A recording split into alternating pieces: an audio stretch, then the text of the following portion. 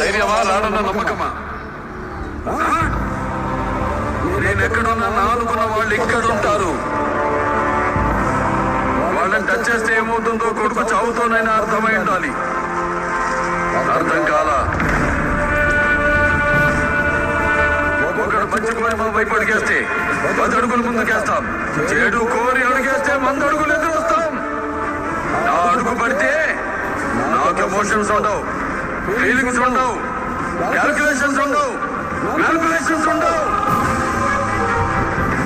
చెప్పండి వాడికి, సెంటర్ అయినా స్టేట్ అయినా, పొజిషన్ అయినా అపోజిషన్ అయినా, ఎవరైనా పొగరైనా